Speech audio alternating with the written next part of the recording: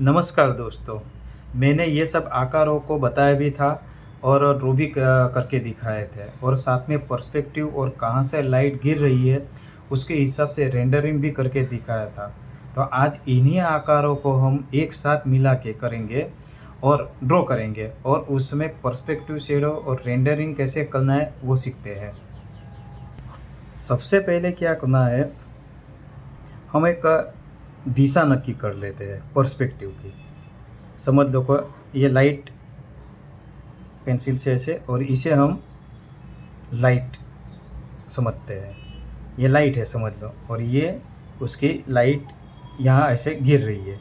तो ये हम समझ लेते हैं कि ये पर्सपेक्टिव है। तो इसी को ध्यान में रखते हुए हम ऐसा ड्राइंग करेंगे। तो हम पहले क्या करेंगे, पहले बेस बना लेते हैं। बेस हल्के हाथ से पहले ड्राइंग करना है। जैसे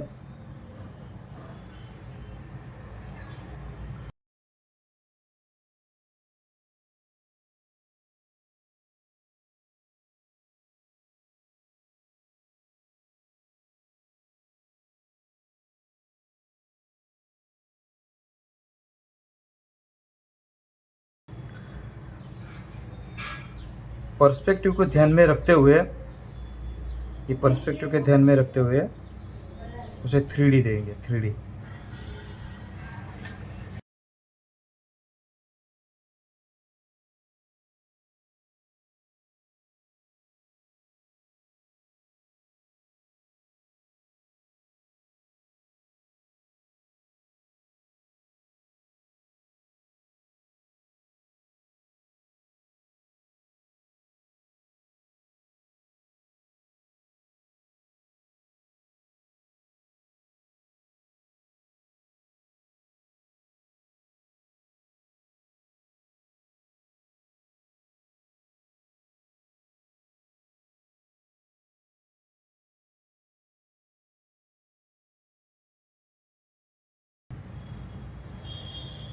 ये हो गया। अब इसे हम क्या करेंगे, शेडो और लाइट देंगे।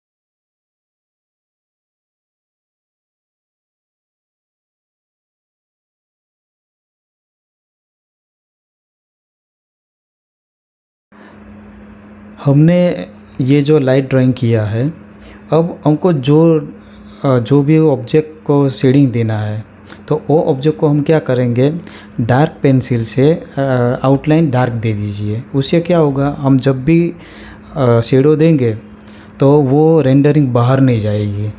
धीरे धीरे करते जाइए पहले, ठीक है। बाद में आप स्पीड पकड़िए। जब तक आपकी प्रैक्टिस फुल ना हो जाए, परफेक्ट ना हो जाए, तब धीरे धीरे आप शेडिंग देते जाइए। इस बीच ये ड्राइंग करते करते मैं आपको एक जानकारी भी देना चाहता हूँ कि वैसे हमारे भारत देश में बहुत सारे चित्रकार ऐसे हो गए जो प्रसिद्ध हुए। उनमें से एक थे नंदलाल बोस। नंदलाल बोस का जन्म 1882 में बिहार में हुआ था और उन्होंने 1905 से लेकर 1910 के बीच Calcutta government college of art में अवनींद्रनाथ टैगोर से कला की शिक्षा ली और शांति निकेतन के कला भवन में प्रधानाध्यापक भी रहे। और उनको आधुनिक भारतीय कला के जनक भी माने जाते हैं। उन्होंने वैसे तो बहुत सारे चित्रों बनाए हैं, लेकिन उनमें से रामायण महाभारत और गांव के जीवन के आधार पर उन्होंने जो चित्र बनाए हैं वो बहुत प्रसिद्ध हुए थे।